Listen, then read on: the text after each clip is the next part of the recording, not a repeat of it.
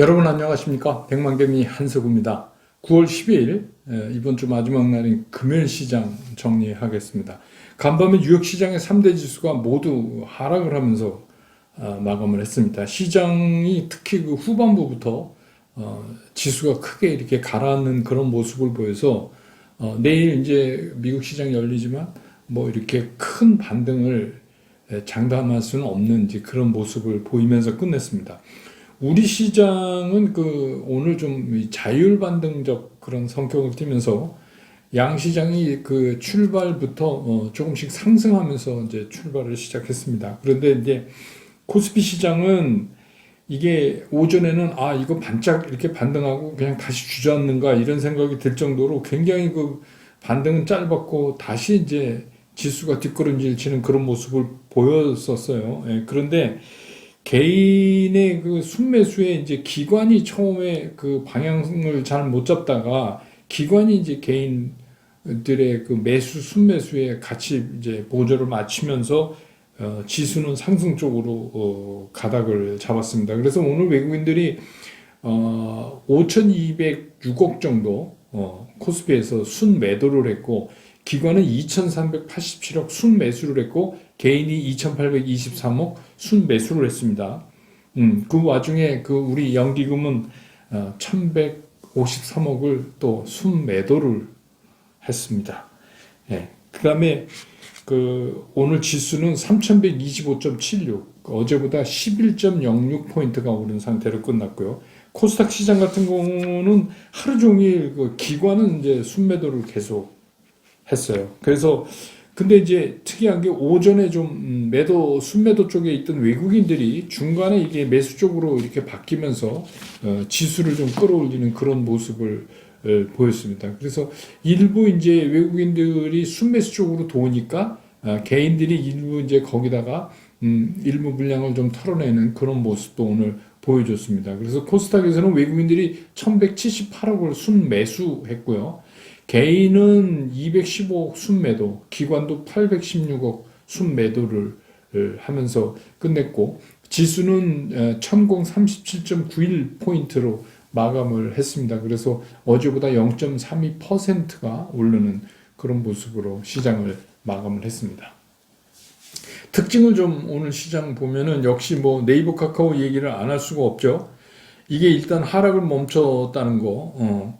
근데 이제 카카오보다는 네이버가 오늘 2.76% 그러니까 11,000원 오르고 카카오는 1,500원 오르고 끝났어요. 그런데 역시 이제 이번에 그 플랫폼에 대한 그 얘기의 주 타겟은 이제 카카오였으니까 물론 이제 뭐 네이버도 해당되는 부분이 있지만 그래서 회복에서는 네이버가 좀 빠른 모습을 보였다.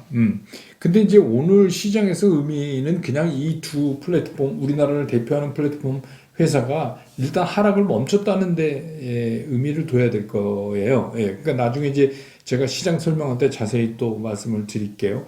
그 다음에 이제 오늘 움직임을 좀 보였던 것 중에서는 애플카. 애플 이거 참 말도 많아요. 그래서 애플카에 관련된 주식들이 좀 움직였는데, 드디어 이제 애플이 직접 자동차를 만들겠다. 이렇게 하고 나섰어요. 이게 왜 그러냐면 이제 여러분 아시지만 뭐 올 초부터 현대 자동차를 포함해서 기아차, 도요타, 하여튼 웬만한 완성차하고는 다 협의를 했잖아요. 근데 이게 잘 안 됐다는 얘기죠. 그러니까 결론적으로.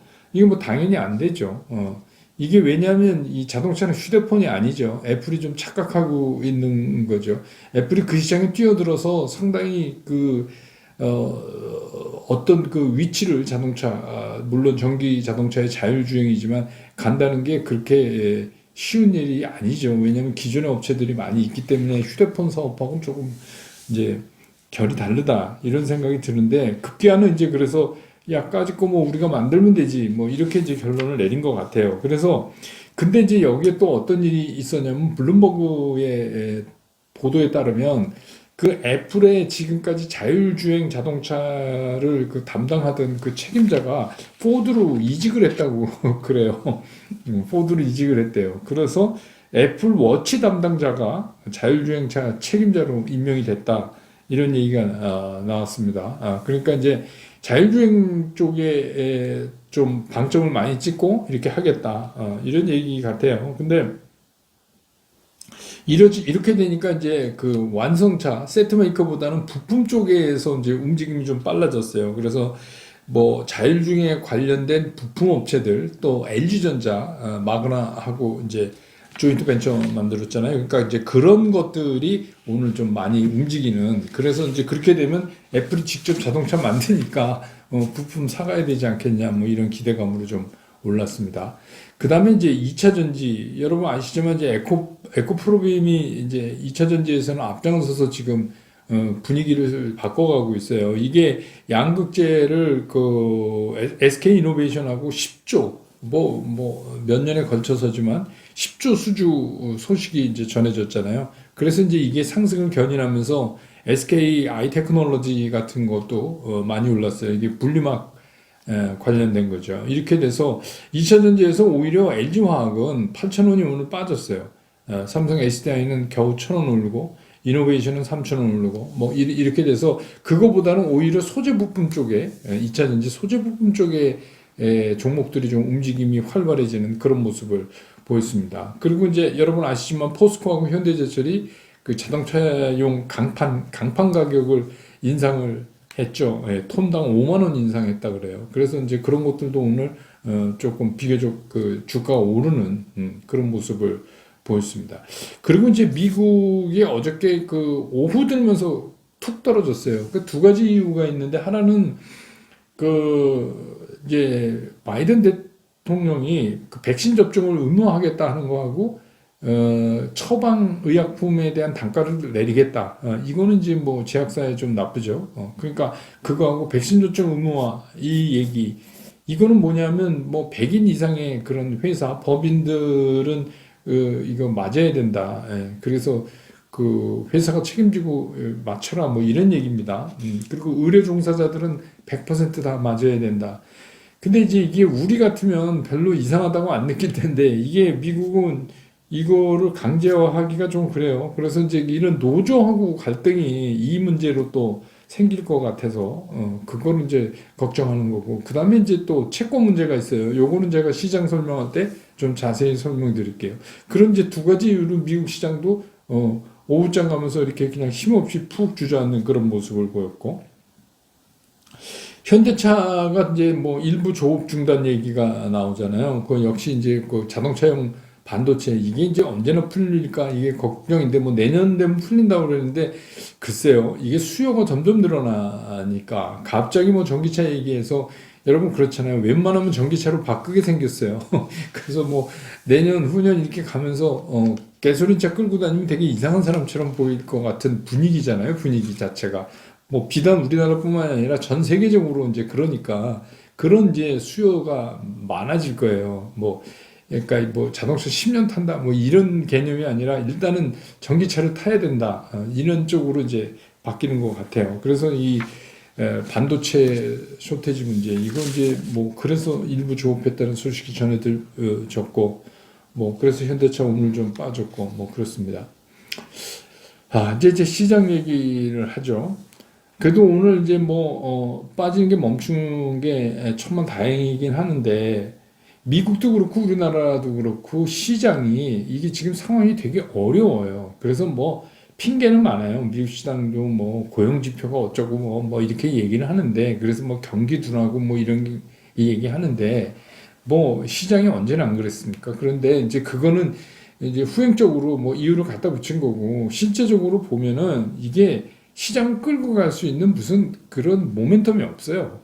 그러니까 이제 이런 거죠. 이게 9월에 이제 그 증시 속담이 이런 거 있어요. 지옥 같은 9월이라는 말이 또 있거든요.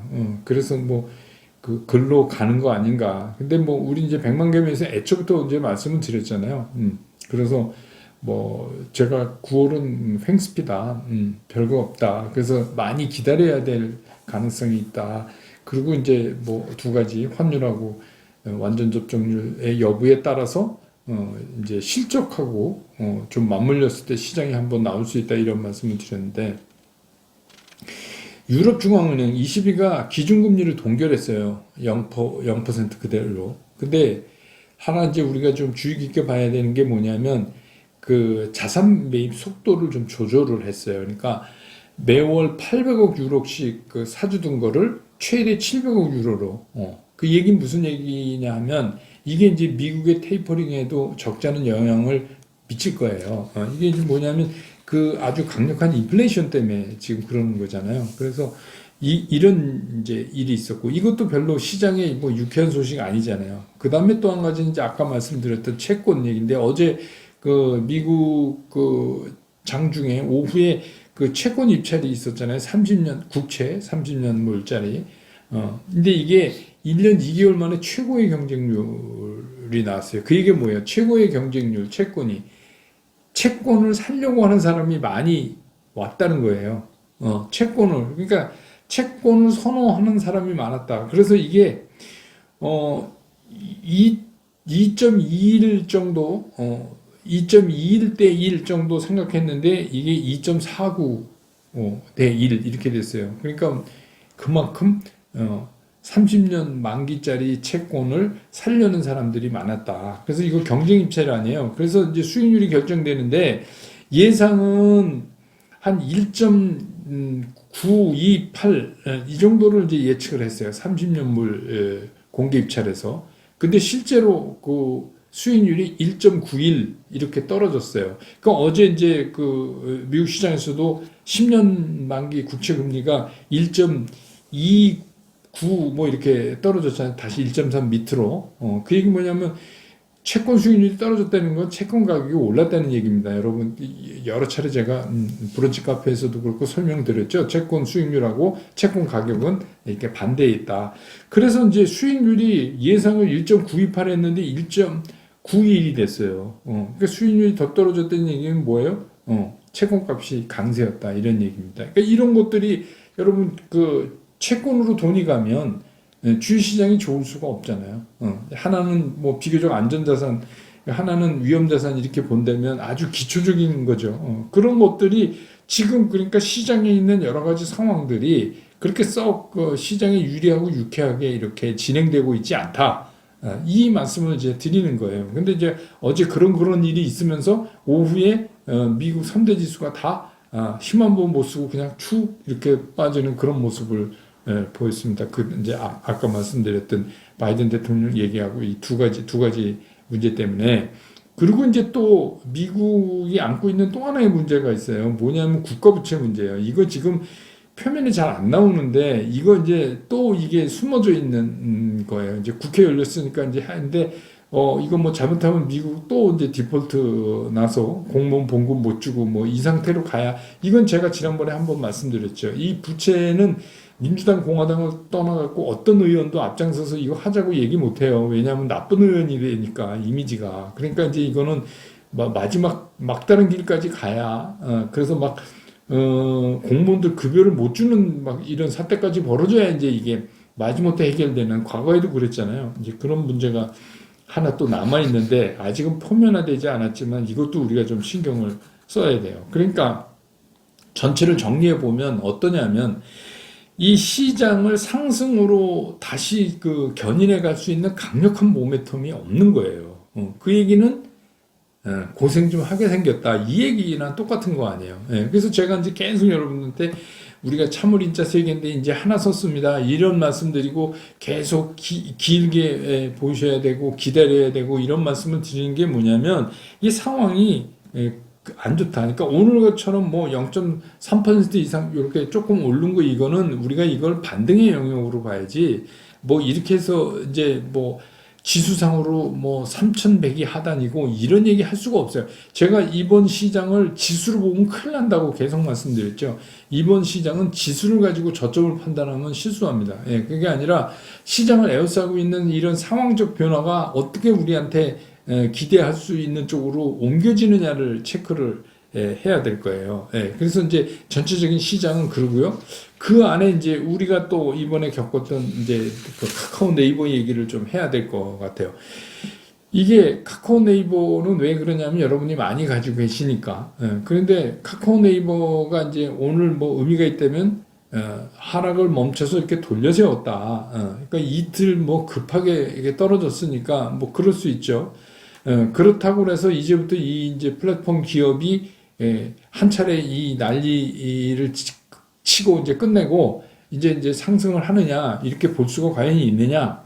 근데 저는 이제 그렇게 볼 수가 없다 이렇게 생각하는 거예요. 왜냐하면 오늘 하락을 멈춘 거는 천만다행이고 다행스러운 일이긴 하나 이게 수급 구조로 봤을 때 그렇게 만만치가 않다.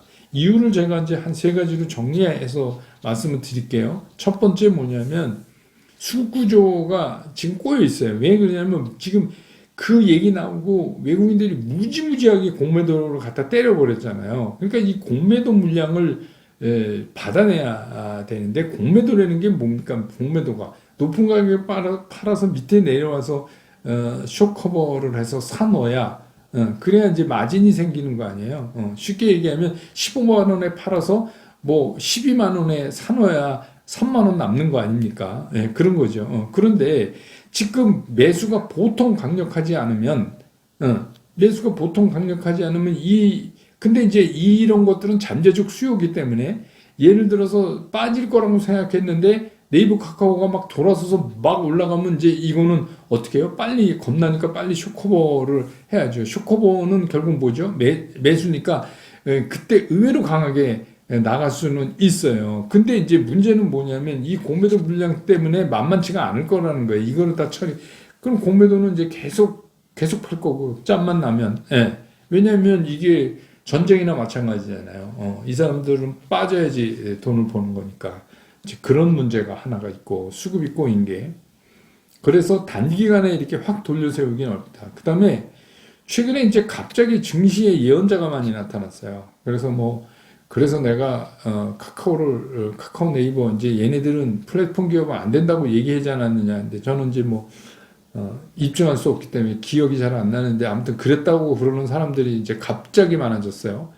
그래서 SNS 이런 데 보면 주식 좀 해서 주식 얘기 올린 사람들이 난리가 나게 안 쓴 사람이 거의 없어요. 그래서 이젠 플랫폼 끝났다. 너무 과대평가됐다. 구글이나 무슨 딴 나라의 이런 거에 비해서 너무 과대평가해. 그러면 예전에 그렇게 강력하게 얘기를 했어야지. 며칠 전에도 그 얘기 못 하고 있다가 그걸 자면서 혼자 이불 속에서 얘기한 걸 누가 인정해 수가 있어요. 그건 좀 웃기잖아요. 근데 이제 웃기는 사람은 항상 있으니까 주식시장에 저는 몇십 년 동안 웃기는 사람 천지였어요. 주식시장에는. 근데 문제는 뭐냐 이 사람들이 자꾸 이런 얘기를 하기 때문에 사고 싶어도 선뜻 이제 못 나가는 거예요. 이제 끝났나 봐. 네이버 카카오는 이제 작살나서 이제 끝났나 봐. 이런 생각이 드니까 여러분 어떻겠어요? 이게 쉽게 매수가 안 되잖아요.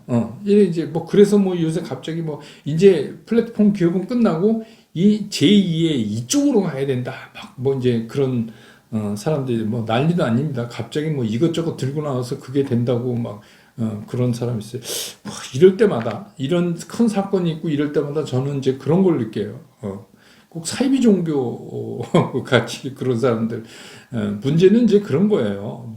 우리가 정부에서도 BBIG 이러고 이쪽 살리고 그렇게 해서 또 실제로 여러 가지 그 계열사 IPO하고 이렇게 해서 잘 나가는 이런 회사들이 그렇게 해서 오버밸류 돼갖고 이제 끝났다 그러면 진작에 얘기를 했어야죠. 그죠? 맞아 죽어도 얘기를 했었어야지 되는 거죠. 그러니까 꼭 이렇게 되면 이래요. 그래서 옛날에 저희 이제 어른들이 저는 6.25 끝난 다음에 태어났으니까 어른들 말씀 보면은 옛날에 그 북한군이 서울에 오면 갑자기 인공기 꺼내갖고 나가서 흔들고 또 수복되면 또 태극기 흔들고 그랬다는 사람이 있어요. 마치 그런 생각이 들어요. 근데 어쨌거나 이제 분위기가 지금 그러니까 그것도 상당히 걸림돌이에요. 그 다음에 이제 세 번째는 이게 상당히 중요한 건데 정부의 이번에 플랫폼 기업의 길들이기 이게 쉽게 끝날 것 같지 않다는 느낌이 드는 거예요.